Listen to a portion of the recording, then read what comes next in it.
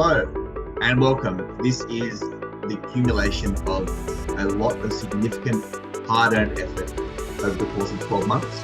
We've been working in teams, very tight-knit teams over the Asia Pacific, focusing on a really important topic, which is focusing on post-COVID-19 recovery and youth wellbeing in the Asia Pacific.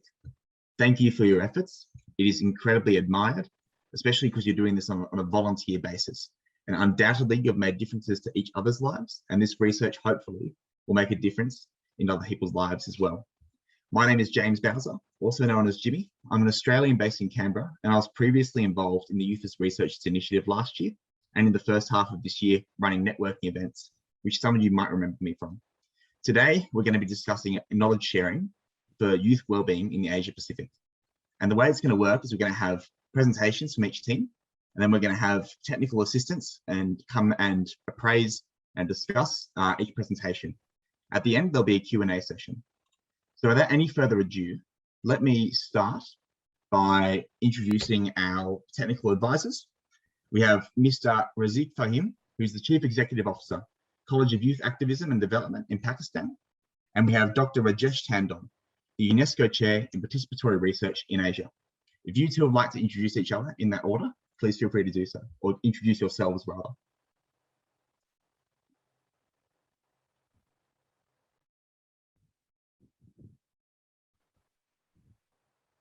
Razim, are you there? Yeah, my name is Razak Fahim. As you share, I represent a small organization called College of Youth Activism and Development. It's based in Pakistan. We've been working across Pakistan and also with our allies in the region. So from last 20 years, I've been exploring and understanding the dynamics of young age and working through different sort of strategies with young people, creating a sort of a momentum to engage and empower youth. Fantastic. And just a brief introduction from Dr. Rajesh. Thank you very much, Jimmy. Great to be here this morning. I am Rajesh Tandon. I am founder, president of Participatory Research in Asia. You can see behind me, Priya is at 40. We have completed 40 years this year. And much of our work has focused on working with adolescents and young people going to universities and colleges. We run a program called Youth and Democracy in Everyday Life. And our young colleagues are involved. We have also worked on building youth leadership in local government institutions. I also am a UNESCO co-chair on social responsibility in higher education. Thank you for inviting me. Thank you very much. Now, in order to keep to the run sheet and in order to fulfill the keen enthusiasm of the researchers, we'll go to our first research presentation. The first speaker is Nyama Laumo, who's a YAR regional team member, looking at changing aspirations of youth in the Asia Pacific, a closer look at coping with the challenges of virtual learning and isolation. Nyama, if you would like to present, please do so.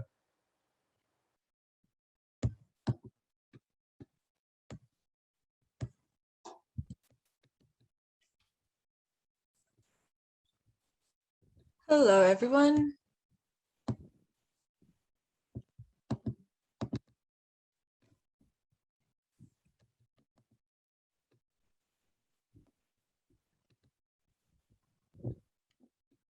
I think we're having a bit of an issue with the slides up. Yep. Okay, well, hello, everyone. My name is Nima, and I'm the presenter for the Asia and Pacific team.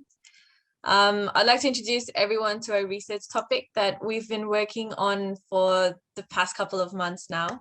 It's called Changing Aspirations of Youth in the Asia Pacific, a closer look at coping with challenges of virtual learning and isolation. And just before we get into what this is about, let's just have a quick look at my team members for the Asia Pacific team.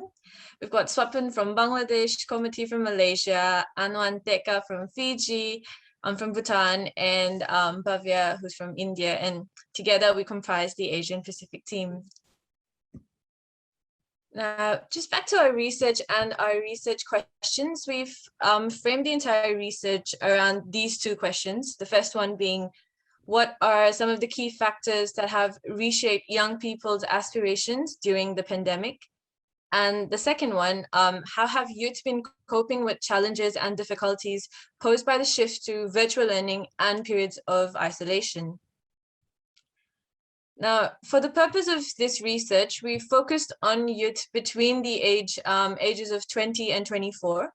Our research is linked to university education, and so the focus is entirely on university students from the following countries. There's Australia, Bhutan, Fiji, India, Japan, and Malaysia. For the research, we incorporated a mixed approach using both qualitative and quantitative methods of data collection. First, we sent out a survey, an online questionnaire with 20 questions, and we're able to obtain responses from 126 participants. We then conducted a semi-structured interview, a more detailed one, and we had some 13 participants for that. Now, the duration of the collection of data was from February 3rd, 2021 till April 5th, 2021. Through our survey, the initial one that we sent out, and we garnered responses from 126 participants, we found the challenges that these young people faced, who were already enrolled in higher education during the pandemic, was varied. Now, it should be noted that students were allowed to select more than one choice in this section for the survey. So, as you can see, 70% of the participants identified mental well-being as the biggest challenge that they faced, and 57.7% said that the challenges that they faced were regarding their finances. And more than half of the participants faced challenges with regards to education, which isn't surprising considering our target group were university students, but that's the data. Now, youth across countries have faced unprecedented challenges in these times, and with disruptions and setbacks to educational institutes and the abrupt shift and introduction of virtual learning, several concerns regarding these impacts have surfaced over the past couple of months. And 90 of the 126 participants mentioned that they underwent a change in the mode of delivery of their education. So either they went from face-to-face learning to virtual education, or to a mixed face-to-face and virtual learning approach. Now, 80% of these participants also reported that they were continuing their education like planned, like how it was prior to the pandemic, while 14 of them had said that they had to delay their studies and educational pursuits because of the pandemic. Now, the more detailed interviews revealed that students felt the need to be guided during this transition to online education, and that they required assistance with mental well-being to cope with the sudden and massive changes that they were introduced to. They've experienced significant changes in their personal and professional lives and in their social relationships. Now, this survey, the pie chart that you see over there, the survey found that 56% of the participants indicated that virtual learning had affected their chances in a negative way of achieving their professional goals, whereas 17% reported that virtual learning had increased their chances of succeeding in their professional lives. Now, several factors led to this decision, like we found out during the more detailed interviews. For example, some of the factors were how virtual learning affected one's ability to interact with fellow classmates or with fellow teaching staff, or even being able to access resources for their continued education. This data shows how youth were coping and what was there and what was not there for them. Now, it's interesting because our survey data helped us identify 3 main areas that were rated quite poorly in helping young people cope with the transition to virtual learning. And of course, the isolation carried out by the subsequent lockdowns. Now, these areas were, as you can see, they've just been circled in red: community support, mental health support, and financial aid and support. Considering the research focuses on the Asia and Pacific region, several studies show how close-knitted communities in these regions are. Our survey also reiterated the same, as relying on family and peers were identified as the most popular coping mechanisms, as you can see in the data. Now, with the pandemic, subsequent lockdowns, and various restrictions on movement, it's also not surprising that community support had sort of, decreased. But looking closely at the second sort of challenge, which is mental health, talks about mental health are still a very taboo subject in the Asian Pacific region, and communities are still not open to engaging with this matter very transparently, I could say. Although our survey highlights that the least number of participants sought mental health support to cope during, and during these detailed interviews, a vast majority of them actually expressed the desire and need for more access to mental health support. What we found during these detailed interviews were that they sort of expected this to actually come out of the educational institute, in a sense, almost demanding that as an educational institute, which they were enrolled in, they should have been there for them, should have been able to provide, and should have been better prepared. With financial aid and support, which was financial aid and support was provided in varying concentrations and forms. And during these detailed interviews, a few examples that were thrown about were food banks, internet support, reduced fees, living allowances. But one thing that was pointed out during these interviews was that, yes, there was for example, a few educational institutes had emergency support funds or emergency relief grants, but being able to access it was a problem. The procedures were long, even stressful to even get the aid. In one case, there was like a 13-page application process to be able to get a few $100s that would help them out. So the application process was tedious, and several participants actually several participants revealed that it stopped them from pursuing, or it stopped them from actually being able to access financial aid properly. So that was a barrier. So based on the research that we've gathered, we've put up a few key recommendations which we thought might be able to sort of help. The first one being enhancing student readiness for online education in universities. And this could be done by cash transfers, subsidies to student or universities, easier loans or grants, or emergency relief grants, but making it easier to access or obtain these grants as well. Translational services, direct provision of laptops, ensuring offline availability of online lectures, and to be able to assist those with hampered and negligible internet access to these lectures or educational content. And also assisting in providing training for students to operate online education via delivery platforms such as Zoom. Our second recommendation was career counseling for students and their families, increasing the access to information and opportunities about viable career options for students. And the last one, of course, one thing that one cannot ignore at this point is providing mental health care support for students in higher education institutions. And that was all for our presentation. Thank you. Thank you very much, Nima. Fantastic work. Now we'll move on to the next presentation by Winona Karaming, the YAR regional member. Focus on research is youth mental health and well-being in the Asia Pacific region. Please go ahead. Hello, everyone. Will the slides be shown? Yes, that's correct. Oh, sorry. Okay. Yes. So let's wait a few moments for the slides to come up.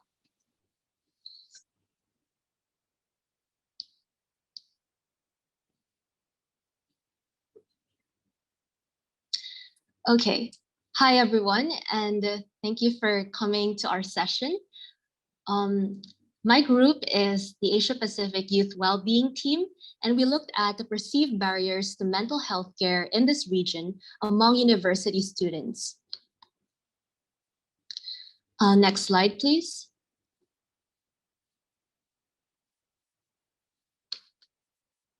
Next slide, please. Okay, thank you. So I'm Winona. I'm from Brunei, but my nationality is Filipino. And here are my team members. 3 of them are from India, 1 from Bangladesh, and 1 from Indonesia. So what are the motivations for our study? When we were accepted into the YAR program, we were already assigned Asia Pacific and the theme of youth well-being. So when we looked at the literature around this area, we found that mental health is a very timely topic to research on further.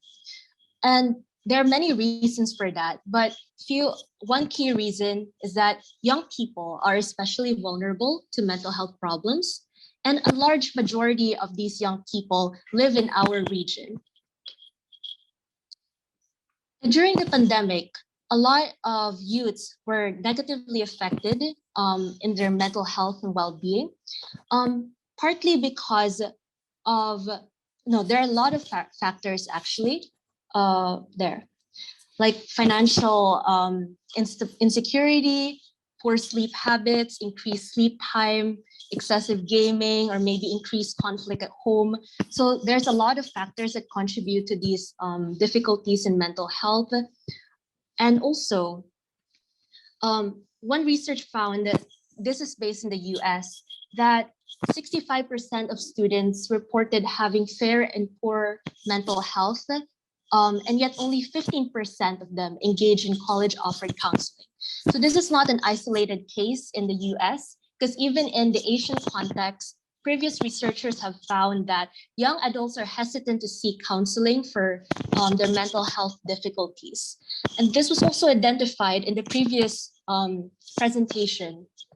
This comes at a very difficult time because there's an increased need for mental health support, but at the same time, World Health Organization reported that 78% of countries had at least partial disruptions to school mental health services. So we decided to look at this question. What are the perceived barriers faced by university students in Asia Pacific in accessing mental health services? To answer our question, we created an online survey. This survey combined closed and open-ended questions, qualitative, quantitative questions, and it was disseminated through convenient sampling. By the end of 2 weeks, the survey was open from February 25 to March 10. So by the end of those 2 weeks, we had 349 individual responses from 12 countries, as shown in the map below. And the survey itself asked about 6 different things: their demographics, what was their mental health disposition, what were their social support systems available, did they have access to professional mental health services, what did they think of the support in their university, and what were their views around stigma on mental health. Once we had our data, we analyzed it using MATLAB and thematic analysis. So what did we find? We found that nearly two-thirds of respondents experienced that COVID-19 negatively impacted their mental health. And the other respondents, the 1/3, reported an increase in at least one depressive symptom during the pandemic. So there's clearly a difficulty here about mental well-being. And yet they're not seeking help for a variety of reasons. And these are So they're not seeking help for a variety of reasons. And the top reasons are fear of confidentiality and trust, lack of social support systems, and embarrassment. So fear of confidentiality, you know how in counseling, very sensitive information is disclosed. So can they trust that the counselors will not share it with others? For lack of social support systems, will their parents or peers be supportive of them going for counseling? Or will they judge them? And embarrassment that ties back into stigma, which we'll discuss soon. A certain subset of our respondents of our sample already had mental health challenges before the pandemic, and they experienced a different set of barriers. And the top barriers were fear or stress in seeking help, believing that they could overcome the problem on their own, and the cost of mental health treatment. So we asked them to, in an open-ended question, elaborate on what are the cultural barriers you see when accessing these services. And there are four here. The fifth is not a cultural barrier, but it was also mentioned. So first is stigma and taboo. And the next three really tie into stigma very closely. So I would like to read to you a few statements from our respondents that struck us with regards to this. People who are challenged with mental health are shunned, ill-treated, sidelined, and because of all these things, they feel lonely within and avoid family gatherings, taking part in religious activities and festivals. Another respondent said that people who seek help are labeled crazy. And there's another respondent said, there's a fear that neighbors or other relatives pass judgment and conclusions on a person who's taking professional help. So that's for stigma or taboo. And for lack of mental health awareness, there's one particularly striking quote, which was from a respondent in India. They said, the broken rudimentary knowledge people have about mental health is characterized by misconceptions. There's also open ignorance or denial of the issue, like what happened in the recent Sushant Singh Rajput suicide case, where the Indian media, instead of accepting the fact that a famous actor had committed suicide, probably due to mental illness, decided to spread conspiracy theories about a Bollywood elite gang plotting his death. So for the third, being perceived as not religious enough. This was more common among Southeast Asian respondents, particularly from Indonesia. So one respondent said, there's a common belief that people who are going through health challenges are not religious enough. Another said from the Philippines, the religious toxic older people tend to think that if you believe in God, you won't have mental health issues. And for sexism and patriarchy, we found one respondent saying, if the person's going through mental health challenges, it's a woman or queer person, then they face sexism and queer phobia from the mental health practitioners. And lastly, for cost, one respondent said, expensive counseling makes it look like mental health is a rich people's problem. So as you can see, there's a wide variety of cultural barriers that come into play, but all of them tie back to stigma. Okay, so we also asked them, what support do you think your community lacks but needs? And there were three: affordable mental health services of good quality, like for example, 24-hour suicide prevention hotlines, therapy, counseling, so forth. Second, holistic systems of care, and this is probably the most important. A lot of people said, we just want people to be more understanding, people being less judgmental, more empathy. And lastly, provision for representation of marginalized groups. So someone mentioned that the Eastern culture and its implications have not been studied by Freud, Lacan, or anybody for that matter. While this may seem like an exaggeration, it is still true that the majority of psychology studies are based on weird samples, which is Western educated, rich, industrialized, and democratic. Okay, so this is the availability of mental health services at university. A very small proportion have access to mental health services. Like less than 1/3 have counseling available. And almost 1/5 reported having no mental health services at all, while almost 1/3 didn't know whether the university had mental health services to begin with. And this was more pervasive among public universities rather than private universities. So to summarize, cultural stigmas against people with mental health problems persist. There needs to be greater trust building between individuals and institutions, greater advertisement of these services, and lastly, but probably most important, greater empathy and respect. Here are our key recommendations, which is raising funding for mental health, increasing awareness, combining existing healthcare and mental health resources, establishing a ministry of mental health, and conducting community-based interventions. So here are our sources that are mentioned. And if you have any questions, please email us. Thank you. Thank you very much, Winona. That was fantastic. It's obviously a very important issue, mental health, and I think it's a very multifaceted problem. And as you've clearly demonstrated, and your team has clearly demonstrated through the research, this is something that is going to require a multitude of different policy approaches to solve, given the very multi-causal and multifaceted nature of it. So thank you very much. That was really interesting.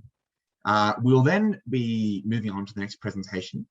So Leonard Lay, who is from the YAR Southeast Asia team, covering career coping strategies of graduates in response to COVID-19 in Southeast Asia. So Leonard, we'll just get the slides up in a moment, so just bear with us, and then you can go away when the slide's ready to go. Yeah, okay, there you have it. Can I start now, James? Thank you. Go for it. Pleasant day. Yeah, pleasant day, dear panelists, members of UNESCO, and to all my co-researcher. I'm Leonard Lay from the Southeast Asia team, and our research titles, Youth and COVID-19 Career Perceptions and Strategies of Fresh Graduates from Southeast Asia. And the countries that are covered by our research, for a while, are Singapore. We have our lead researcher there, Ankush. From the Philippines, yours truly, Van from Vietnam. Thailand, we have Korapin and Su from Myanmar. And also from Cambodia, we have Piron, our UN coordinator. Well, today, the unrivaled impact across all aspects of life, COVID-19 is undeniably the defining event of the 21st century. One of the most devastating impacts has been on global employment, with historically unprecedented loss in working hours and jobs in 2020, and the disruption to employment. Youth are among the groups mostly affected by it, especially those who are entering the workforce for the very first time. Often last in, first out in employment, youth face severely challenging prospects in employment.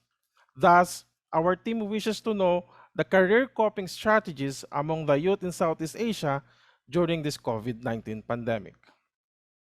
The primary objective of our study is to research the career perception and coping strategies of youth in the 6 Southeast Asian countries who are about to enter the professional job market for the very first time, especially right now that we have this COVID-19 pandemic. Specifically, the researcher would like to know if these young professionals or these young people have been hardest hit by this COVID-19 pandemic due to the lack of experience and being fresh graduates. Also, as a matter of fact, Southeast Asia is a generally younger population. That's why it is critical, and there's a lot of potential that is threatened by COVID-19 in terms of employment. And at the end of our research, we aim to answer the following questions. Number one, what is the impact of COVID-19 on the job search or career plan of the youth in Southeast Asia? Do youth in Southeast Asia feel supported by their government in finding jobs? And have youth in Southeast Asia taken specific action to help improve their employability since the COVID-19 pandemic? The team recruited participants as part of our methodology entirely through a non-probability sampling. The primary method of recruitment was a convenient sampling. Like, for example, we directly approach applicants to register for interview or through an online sign-up form through Google Forms. And a very small number of participants were also selected through a snowball sampling, where some interviewees provided referrals to recruit others. The team also attempted to select interviewees keeping in mind a balance between gender and also the type of their educational background. This cohort of research participants was selected as their evidence that young people entering the job market for the very first time will likely be severely affected by COVID-19 pandemic, with long-term effects which might affect their career trajectories.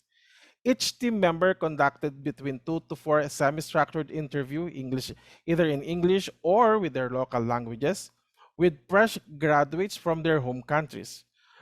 Due to meeting restrictions, all interviews were conducted online, either through Zoom or Skype, and then we recorded it. The team translated and transcribed each interview according to the English text, cleansed it for analysis, and collated it. The research team identified the themes and patterns to compare between the countries. The team also used a thematic analysis approach to identify broad common themes for comparison. Inductive coding was used to develop themes for the data. After identifying common themes, the team also considered emerging themes within the data of each country. Considering the inherent diversity of factors between each country, does this study aim to present the breadth and the depth of research on youth perceptions towards employment and COVID-19 in Southeast Asia? And here are our key findings summary. Thailand and the Philippines have the highest unemployment rate.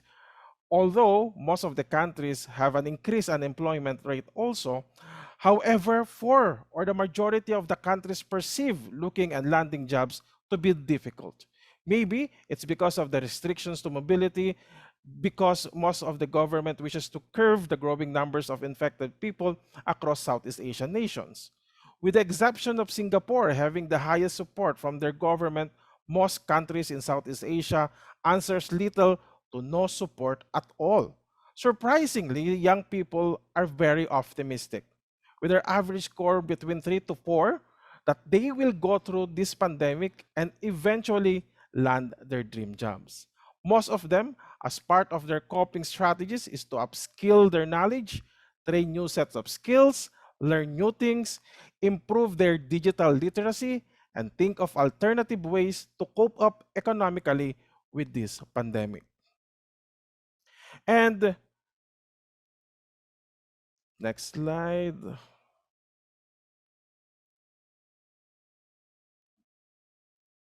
Okay, and here are some of the analysis of our findings. First is that the youth in Southeast Asia are concerned about the reduction of employment opportunities for young people. In some of the countries surveyed, actually, there are also concerns about mismatch between the jobs available and their expectations. Second, this is attributed to both lack of educational institutions to equip them with the skills and knowledge required, or even increase in the competition with regards to job requirements available in the market. The shortcomings on behalf of educational institution, again, is supported by existing literature of poor quality of education in many Southeast Asian countries.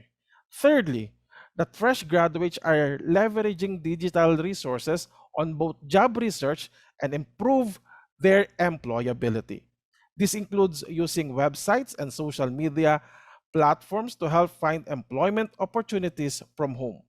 Fourthly, the fresh graduates from all countries except Singapore were unaware of government programs packages that targeted at this group and did not receive any kind of support from the government for youth employment. And fifthly, talking about the resiliency of our young people here in Southeast Asia, it is evident that both by the general perception among those we are interviewed that this pandemic impact will be more short-term in terms of employment, and their efforts to improve their own employability during this period is crucial. This finding appears to be less more non-visible in current studies of ASEAN youth employment and COVID-19, as most of the studies focus on the vulnerabilities of the youth instead. And here are some of the resiliencies we get from our interviewees. A female interviewee in the Philippines says that COVID-19 gives her time to re-evaluate her career plans due to the difficulty of finding jobs. A female interviewee also in Vietnam says that this pandemic has a positive impact like online classes, flexible jobs that allows you to work from home or work remotely, and a male interviewee in Myanmar said that he encouraged himself to learn and obtain more skills and experience. And here are some of our key recommendations. First is digital capabilities as a practice. The fresh graduates have largely relied on digital skills as their coping strategies. As digital natives, youth are tech savvy and can effectively use digital platforms for both improving employability and job searching. Therefore, we asked that there should be an appropriate measures that should be taken to leverage the youth digital capabilities for employment. Policy. Government policy packages in short term should focus on absorbing as many fresh graduates into the labor force, like incentivizing employers, or there should be more public and private partnership for internship. Okay, and third is research. We're asking also that there should be a further opportunity to explore how youth employability and adaptability can be bolstered. And that's it. Thank you so much for giving us the time to present our research. Thank you, UNESCO. Thank you to the YAR organizer, especially to our coordinator, Pirun, and to all of those people who help us. Thank you very much. Thank you so much, Leonard. That was fantastic. And once again, I think this demonstrates that COVID-19 is so multidimensional in its impacts. And I think the impacts are just well and truly beyond the realm of health. And now we're entering the realm, like, you know, this presentation was focused on social and economic well-being. And that just demonstrates that everything exists in a system, nothing exists in a vacuum. So thank you very much. I just want to give a reminder as well. There's going to be a Hangout session happening right after the session. So if you want to go to that, you can attend that via the conference platform under the Hangout tab on the left-hand side of the menu. I'll put a reminder at the end as well, but I just thought I'd remind you here if you're thinking about it. All right, next speaker we have. Actually, we are now going to move on to the technical advisor's comments. So Razik Fahim, please take the floor and add your comments. Yeah, before going to comment on the presentation, I just thought that Dr. Rajesh has requested to go fast, and I'm just there to give him a forum if he would like to comment before in the first. Thank you, Razik. I had requested that because I have another engagement close to 12:30, and I may be rushing for the second one. But thank you very much. If I may kindly share my reflections now, and if time permits, you can join in, and then we can do the second round. You start the second round. If I'm still around, I'll join in. Thank you very much. If that is okay with you, James? Yeah, that's okay. We can do that. Thank you, Razik. Thank you very much. First of all, congratulations to all three teams for not just presenting a finding, but also becoming co-researchers of your own realities. This is important. When you are trained professionally, you are trained to research other people's realities. But you have demonstrated your competence, your ability, your willingness, and your passion to co-investigate, co-research your own reality. And this is what will take you forward in being sensitive always, and doing it in a team, multicultural, multi-country, Asia Pacific wide, from Fiji to Pakistan and all the way in between, is fantastic. So thank you all. Your findings affirm my own understanding of what is going on among young people, especially university going young people. I serve on several committees of University Grants Commission as UNESCO co-chair, and I'm quite acutely aware of what is going on with young people who are in the college level, post-secondary level. Let me tell you what I have gone through as well. I mean, I'm way beyond your age group, but I have two grown-up kids staying with me, and so we have stayed together, three of us, for 2 years during this COVID, from March 2020 till now. And this is the longest I have stayed with my grown-up kids, or they have stayed with me, let's put it this way, or with each other. Because when they were going to college or university, they went in different ways and went away from home. I, of course, stayed with them when they were younger, when they were early teens or adolescents. And what I discovered is that the relationship within our family, the ability to clean, cook, chat, hang around, even hang around a Netflix film together, and also to harass each other. Oh, I need bandwidth and you don't, etc. That was fantastic. Fantastic. It was the best coping mechanism for me. Now, what I am hearing from you, may I put on my white hair hat and tell you something? And that is that it is the crux of the challenge is to return to trusting wide range relationships. All your stories confirm that coping mechanisms were most effective in the family and the community. Before the pandemic, we didn't even know our neighbors' names. Now we are chatting together, doing shopping, doing walking, putting on masks and telling each other to put on a mask. Prior to that, we didn't give a damn. So relationships matter. Diversity of relationships matter. Somebody sent me on a WhatsApp a photograph this morning and saying that it is good to reconnect with life if you speak to 5-year-old frequently. That makes a lot of sense. So a variety of relationships, mutually trusting relationships we can lean on, count on. And why I'm saying this to all of you, as I say to young people around me, including my kids, is that you guys are experts on digital platform. You are expert on technology or this, that, and the other. So I am the one who's weak on that. But let me tell you, I grew up becoming an expert on relationships. And I hope you will also return to building, nurturing relationships. Remember, maintaining relationships requires investment of time, of effort, of emotion. And if we don't invest, we lose the relationships, including with our siblings and our parents and our children and our, The second point I want to make, which is linked to this, is that many of you have commented about religion, culture, etc., including stigma. All that is very important. But what is culture?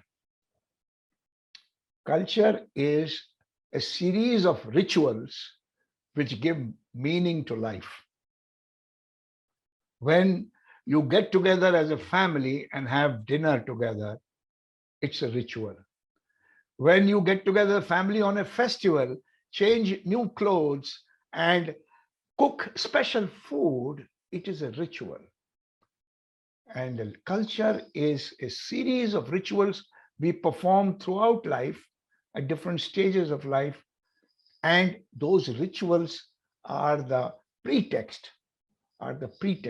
to continue to relate to each other and nurture those relationships.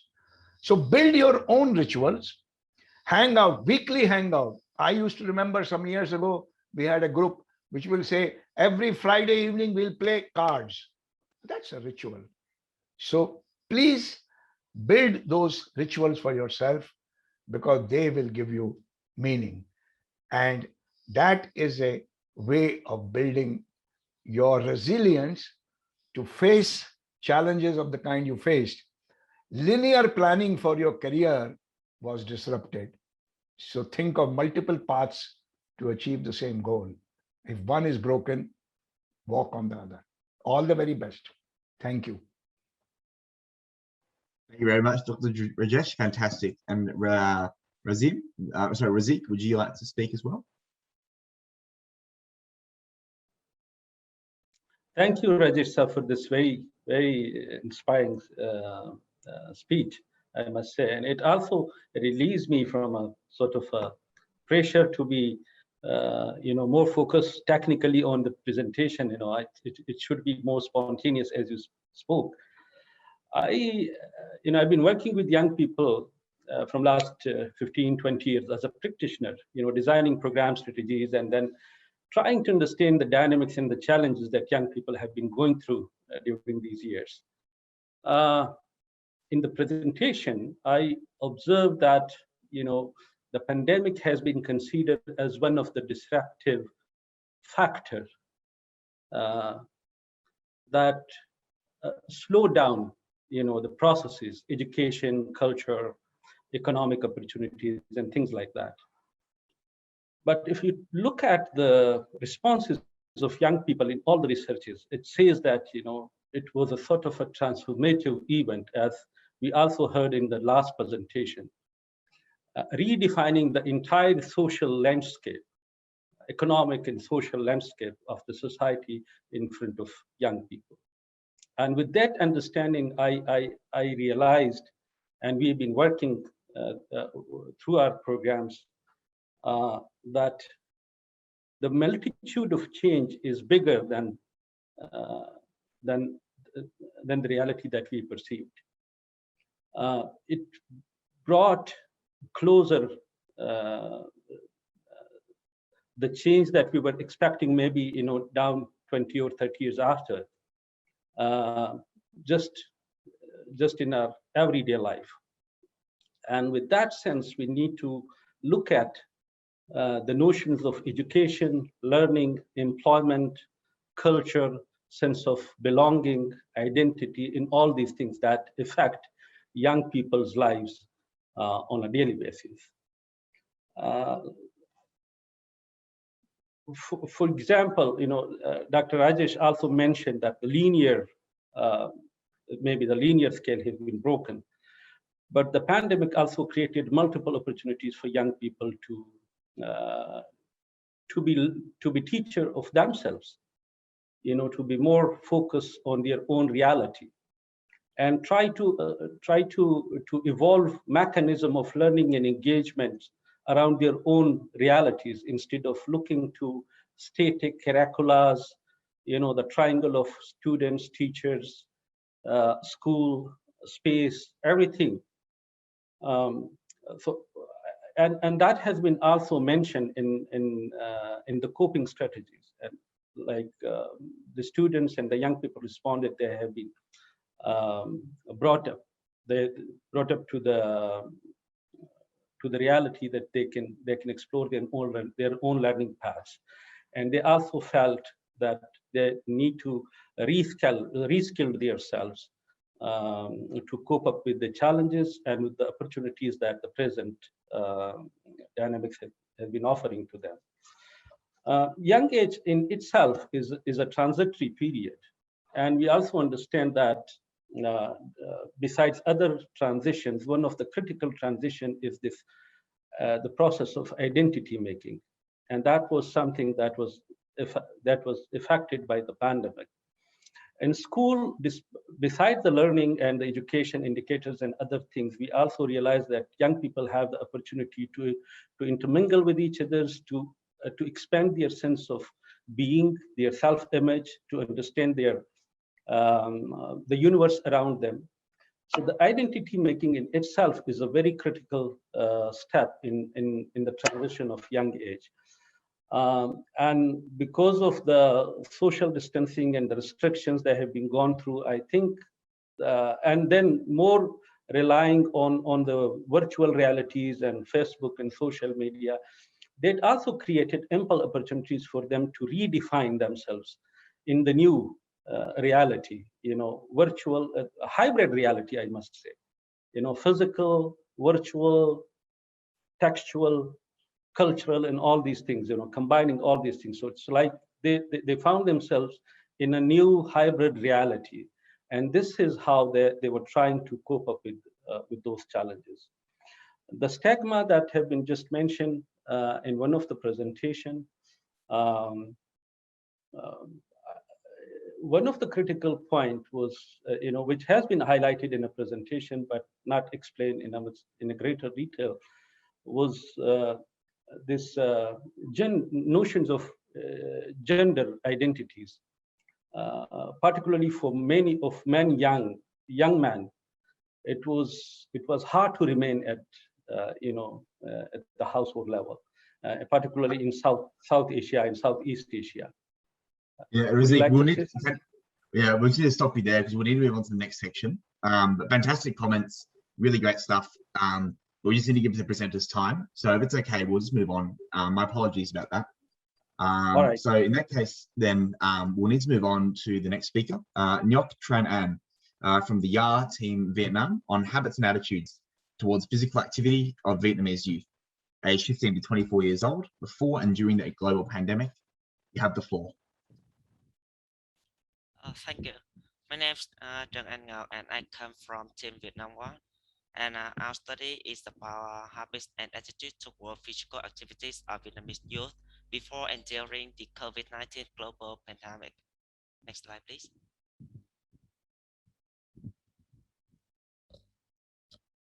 Yes, here are our teammates.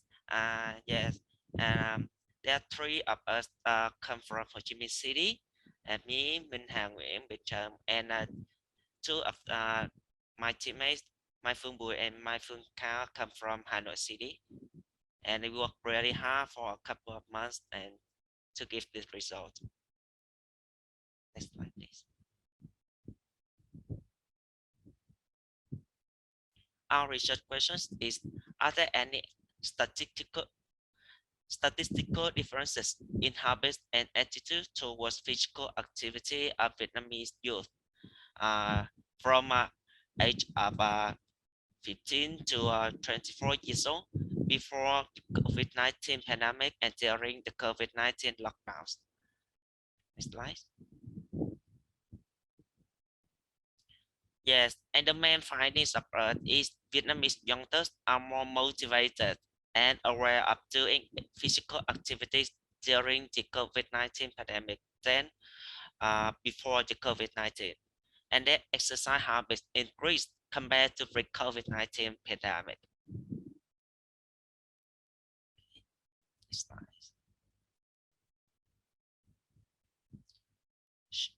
Okay, next slide, please.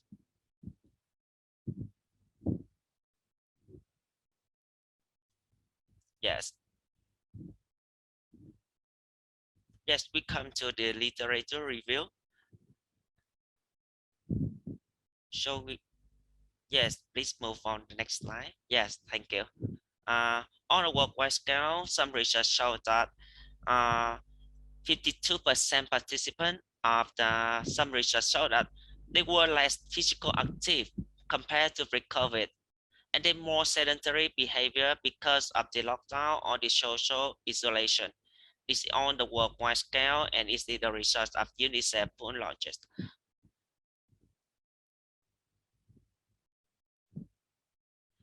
Next slide, please.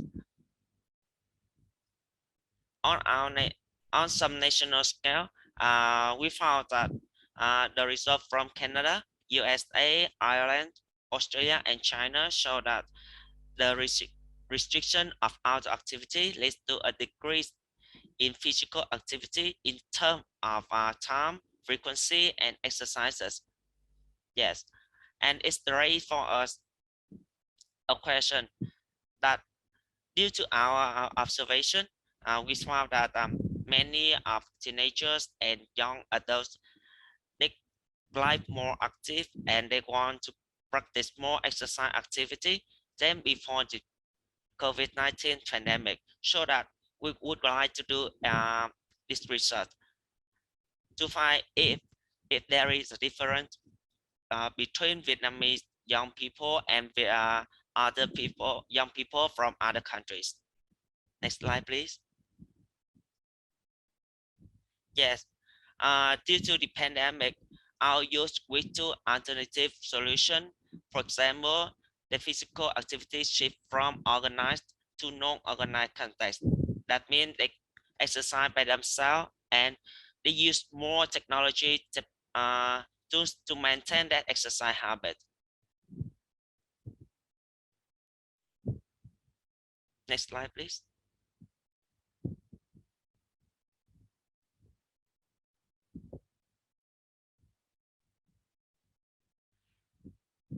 Okay, Our research was conducted in by the time the Vietnamese were through 3 times social distancing were mandated. Yes, and we go to the next slide, please. Yes, and the social isolation is from our countries. Next slide. Next slide, please. Yes, we go to the methodology of our research.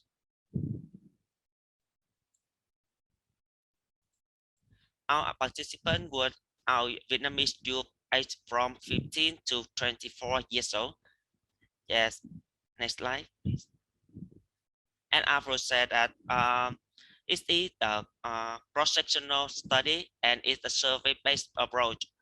An online mixed questionnaire first out via social media network for participant recruitment. And after data collection, we use the platform of Just software to analyze their data. Next slide, please. Here are our results. Next slide. About the demographic data, most of the recruitment participants were female, and just 1/4 of them are male. Yes, some of them state noted that they are from other gender. Yes, and most of them are high school or university students, and some of them are employed and a little unemployed.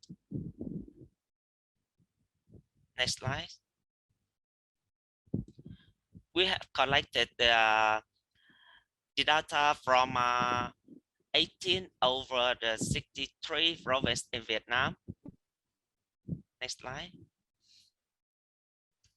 Yes, and we have shown the statistical significant difference in awareness toward exercise between pre-COVID and during the COVID-19.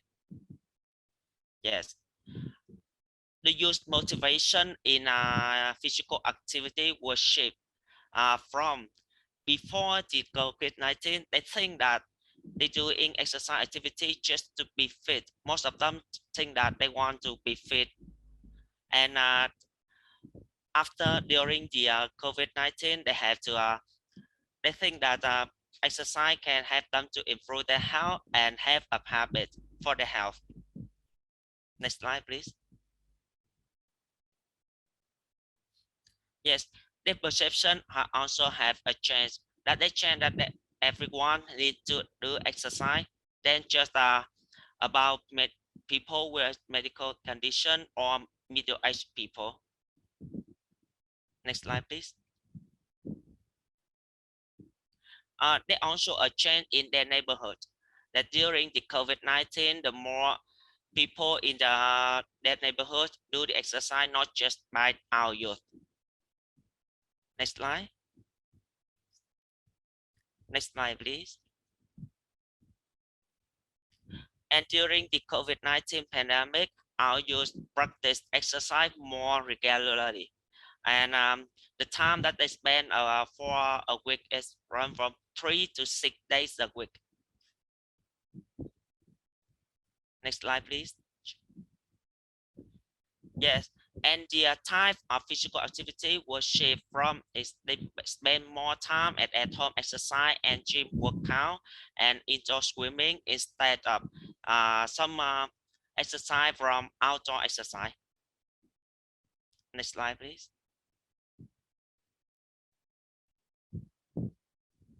Next slide, please, James. Yes, and before the COVID-19, most of them practice with friends or alone, but when social distance or social isolation, they practice more with their family member, and most of them spend time alone to exercise. Next slide, please. During the COVID-19, self-training, self-exercise is the main trend of our youth, and they practice via our television or via internet more than before the COVID-19. Next slide, please. Next slide, please. Sorry. Yes, here we have some main findings from our research, please. Before research during COVID-19, Vietnamese youngsters increased a positive attitude toward physical activity, and they increased the home-based. Yes. And we find that interesting insight that the motivation physical activity shift from the improve their health rather than be fit. Next slide, please. And we have 3 recommendations for better adaptations.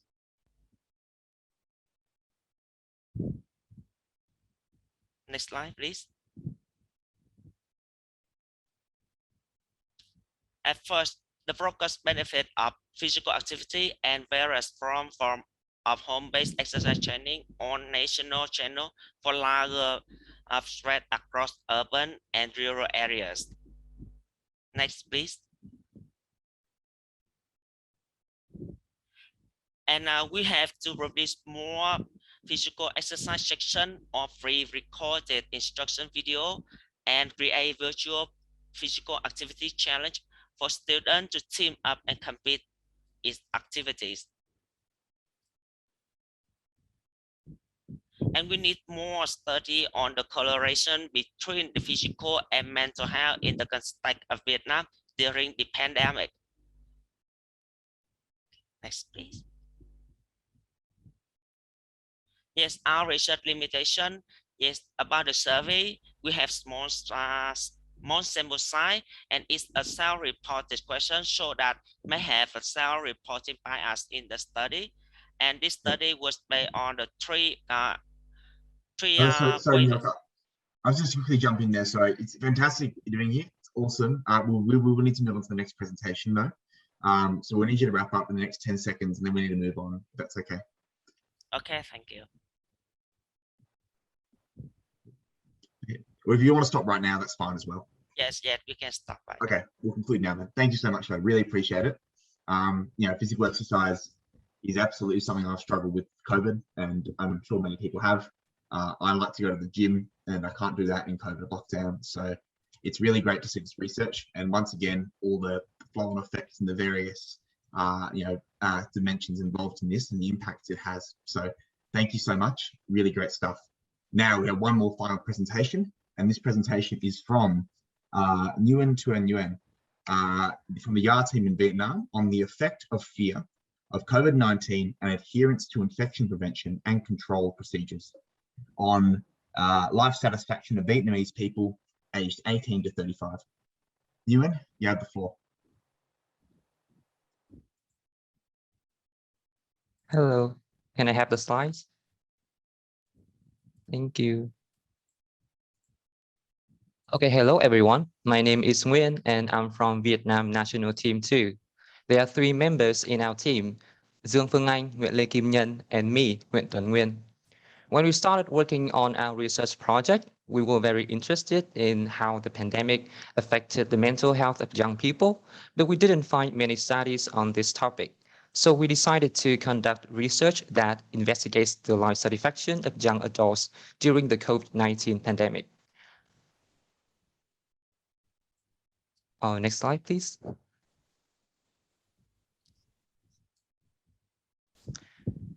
Our research title is The Effect of Fear of COVID-19 and Adherence to Infection Prevention and Control Procedures on Life Satisfaction of Vietnamese People aged between 18 and 35.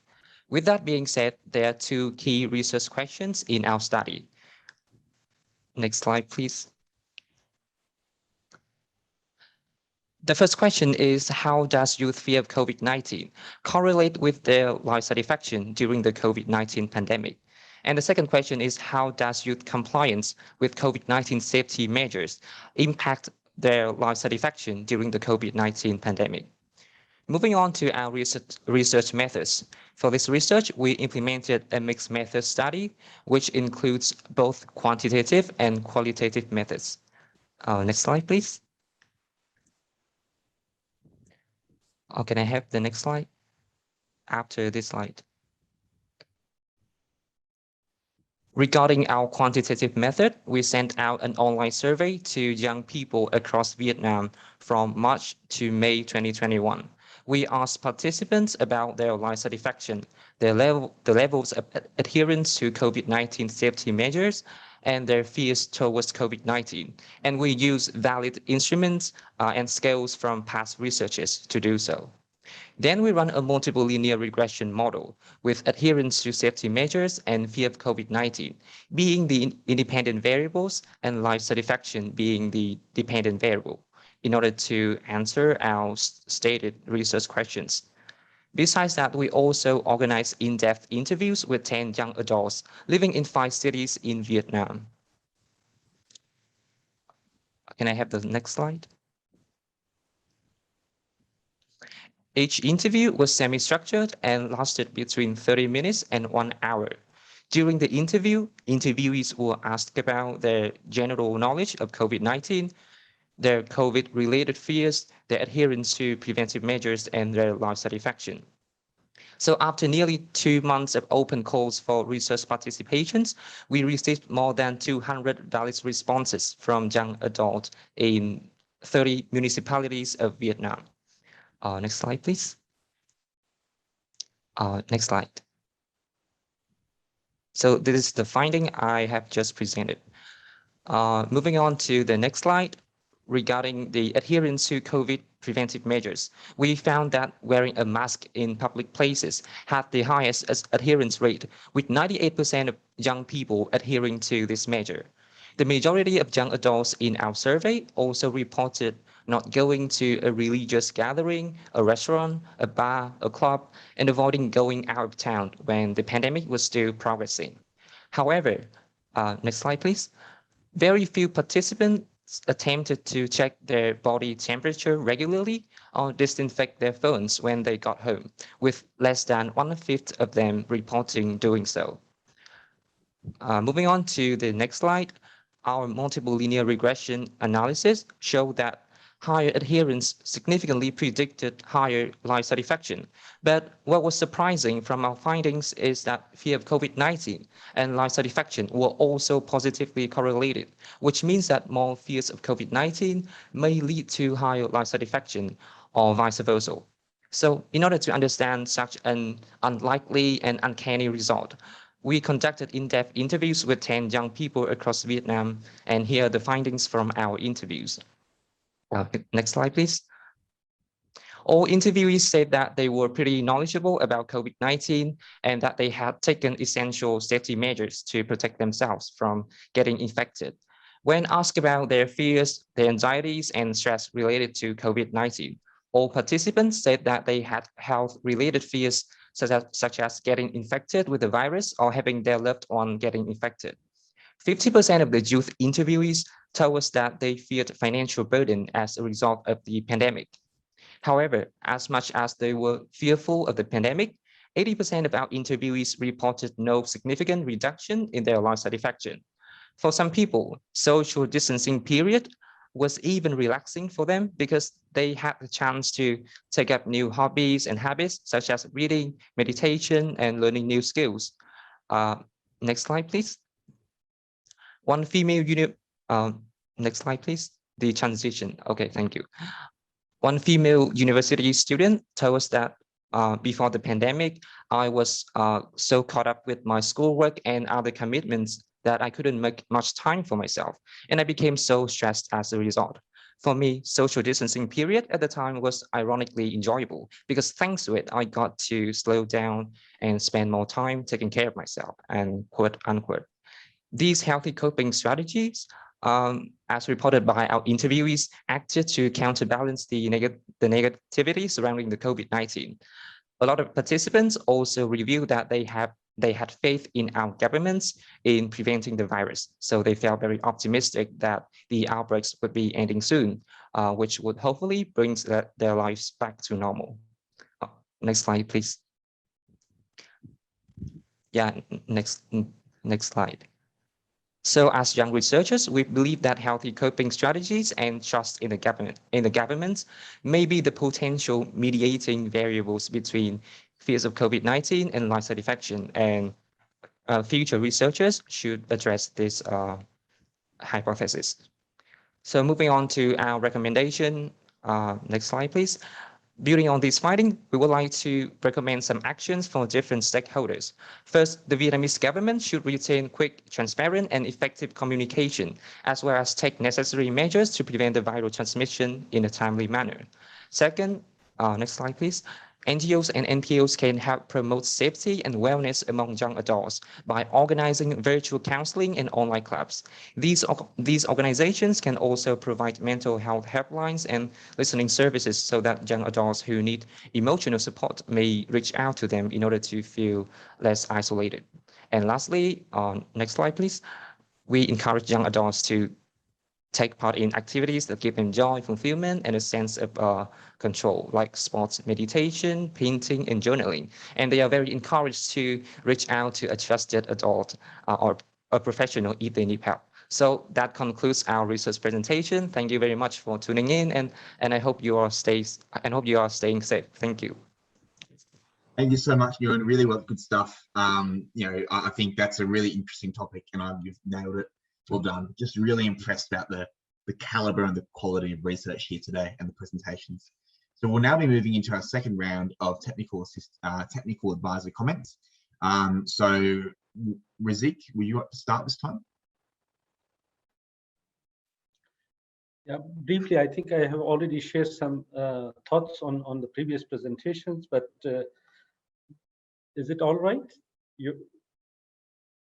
Yeah, if you have a few thoughts, feel free to communicate them. Yeah. So I will re-emphasize that, this event has transformed the entire social landscape and the entire geometry of our social life. So with that as a context, I think many of these researchers has already probed very critical questions through their researches. And my hats off to all these young people who, as Dr. Rajesh mentioned, investigated their own realities. Particularly with this cultural dimensions and the cultural barriers, I must say that, and then its connection with the stigma and the mental health well-being. Dr. Rajesh also mentioned that we need to create an entire ecosystem for young people, not just a sort of a service that help the young people to deepen their understanding on certain issues, but a sort of a social system that support the mental and emotional well-being of young people and the entire community. And for that purpose, as Dr. Rajesh also mentioned, the redefinition of our social relationships, and then its connection with our emotional and mental health being is very critical. The other dimension, as I also mentioned in the previous comment, was gender dimension of this social distancing. For many of young men, it was first time to remain at their household, in their homes, particularly in South Asian countries. And it also engaged a sort of a stigma for young people to remain at home. And we also witnessed certain studies that it increased a sort of a gender intimidation and gender-based, home-based violence and domestic violence in certain pockets of the region. But it also realized, particularly to young men, that they need to relook to their own identities as being men. And so Razik, I'll also jump in there. So we'll need to move on with Dr. Rajesh. My apologies. We have a Q&A session afterwards as well. So we need to account for that in order to finish on time, but thank you. Dr. Rajesh, right. Do you have any comments you want to make? Well, let me just say, first of all, congratulations, you guys. You come up with great analysis and information and present recommendations. But I want to return to one of the points that Razik also mentioned, and I mentioned briefly earlier. In my days, we used to believe in UNESCO's message, learning to be, more seriously, you guys in this age are busy learning to become something. So we had a serendipitous lifestyle. We knew we wanted a career. We knew we had to stand on our feet, lower middle class, lower class backgrounds. And education, we thought formal education, college education will give us opportunity to stand on our feet, have a livelihood, a decent livelihood. But in the last 20 years, and I don't like the phrase millennials because we were millennials once, previous millennial. So, in the last 20 years, there is so much pressure, mostly self-created by young people, that they have a pathway fixed. At age 25, have a house. At age 24, have a Mercedes. At age 28, shift to Dubai. At age 40, retire with $5 million in bank account. With this kind of a detailed linear path planning, disruptions are bound to create stress. So please learn to be a bit more relaxed about today. Live in the today, enjoy today, smell today, eat today, listen today. Tomorrow is there. I always tell everybody that the flight for our return flight to heaven, that boarding pass is already there. We don't know the date and time of the flight. That's all. So make yourself do well, but don't get hung up on, oh my God, by 24, I haven't got a new Mercedes. Who cares? Get on with your bicycle. All the best.